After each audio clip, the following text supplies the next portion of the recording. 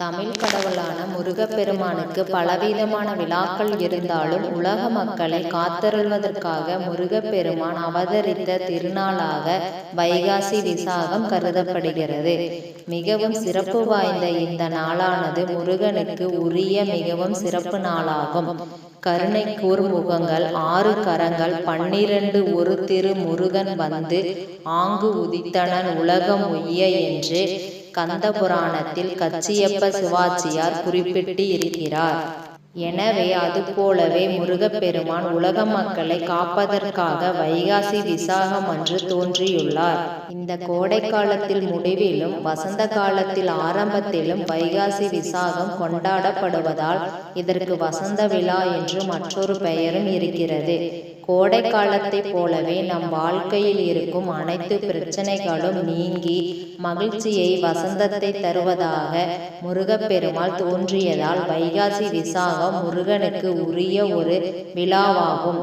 இதனை நிரூபிக்கும் வகையில் திருச்செந்தூரில் வைகாசி விசாக விழாவின் பொழுது அங்கு உள்ள வசந்த மண்டபத்தில் முருகப்பெருமான் எழுந்தருளி பக்தர்களுக்கு காட்சியளித்து மகிழ்ச்சியை அளிப்பார். அந்த வகையில் முருகப்பெருமானுக்கும் வைகாசி விசாகத்திற்கும் என்ன தொடர்பு உள்ளது என்பதை பற்றி பார்ப்போம். முருகப்பெருமானுக்கு இருக்கும் பலவிதமான விழாக்களில் வைகாசி விசாகம் மிகவும் சிறப்பாக முருகனுடைய அறுபடை வீடுகளிலும் கொண்டாடப்படும். முருகப்பெருமான் அவதரித்த நாளான வைகாசி விசாகத்தன்று பௌர்ணமியும் விசாக நட்சத்திரமும் இணைந்து வரும். புராணங்களின்படி முருகப்பெருமான் சிவபெருமானின் நெற்றிக்கண்ணில் இருந்து அவதரித்தார். எனவே தீமைகளை அழித்து மகிழ்ச்சியையும் நன்மைகளையும் இந்த உலகத்திற்கு கொடுக்க வேண்டும் என்பதே முருகப்பெருமானின் அவதார நோக்கமாகும். பல இடங்களில் உள்ள முருகப்பெருமானுடைய கோவில்களிலும் அனைத்து விழாக்களும் சிறப்பாக கொண்டாடப்பட்டாலும் திருச்செந்தூர் கோவிலில் வைகாசி விசாகத்திற்கு சிறப்புக்குரிய ஒரு இடமாக கருதப்படுகிறது. வைகாசி விசாக திருநாளின் வரலாறு. புராணங்களின்படி பராசர முனிவர் ஒருவர் வாழ்ந்து வந்துள்ளார். அவருக்கு 6 பிள்ளைகள். 6 பிள்ளைகளுமே மிகவும் குறும்புக்காரர்கள். இவர்கள் ஒரு தடவை ஆற்றுக்கு குளிக்க போகும்போது அங்குள்ள நீரை அசுத்தம் செய்து அங்கு விளையாடி கொண்டிருந்தார்கள். எனவே அந்த ஆற்றில் உள்ள மீன்கள், தவளைகள் என அனைத்து உயிரினங்களும் துன்பத்தை சந்தித்துள்ளன. ஆனாலும் கூட அந்த 6 பிள்ளைகளும் தொடர்ந்து விளையாடி கொண்டே இருந்தது. ஆற்றின் நீரை முழுவதுமாக அசுத்தம் செய்து விட்டனர். இது தெரிந்த பராசர முனிவர் 6 என்பது சிவபெருமானுக்கு சமமானது. அதனால் நீங்கள் அதனை இப்படி அசுத்தம் செய்து கொண்டிருப்பது தவறு. ஆற்றை நாம் மரியாதையோடு வணங்கி அதனை சுத்தமாக பராமரிக்க வேண்டும் என்று அவருடைய மகன்களுக்கு அறிவுரை வழங்கினார். ஆனாலும் கூட அவர்கள் கேட்கவில்லை.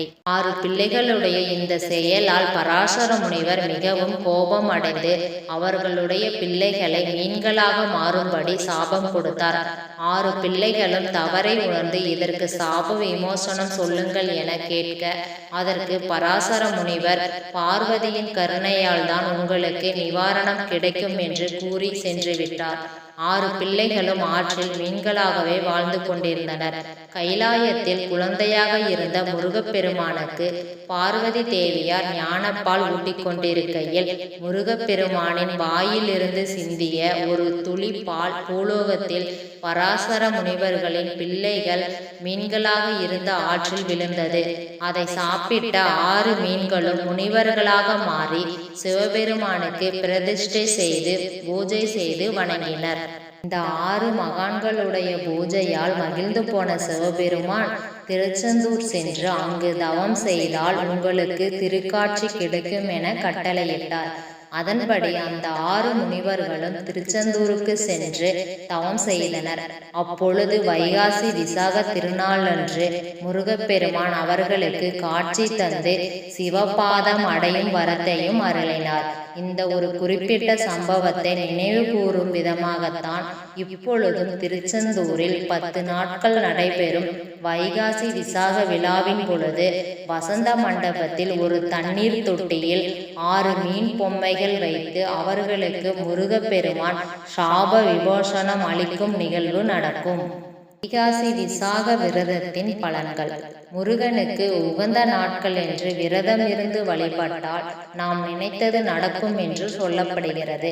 அந்த வகையில் வைகாசி விசாக விழாவின் போது நெருப்பில் இருந்து அவதரித்த முருகப்பெருமானின் திருமேனியை குளிர்விப்பதற்காக முருகனுடைய அறுபடை வீடுகளிலும் பால்குடம் எடுத்து வந்து முருகனுக்கு பால அபிஷேகம் செய்வார்கள். மேலும் குறிப்பாக திருச்செந்தூர் திருத்தலத்தில் கருவறையில் தண்ணீர் நிரப்பி ஆத்மசாந்தி அபிஷேகம் கூட நடத்தப்படும். இந்த வைகாசி விசாகம் அன்று முருகப்பெருமானுக்கு விரதம் இருந்தால் 3 ஜென்மத்தில் செய்த பாவங்கள் அனைத்தும் நீங்கி அந்த பாவத்தால் இந்த ஜென்மத்தில் நீங்கள் அனுபவிக்கும் பலவிதமான பிரச்சனைகளும் துன்பங்களும் நீங்கிவிடும் என்பது ஐதீகம்.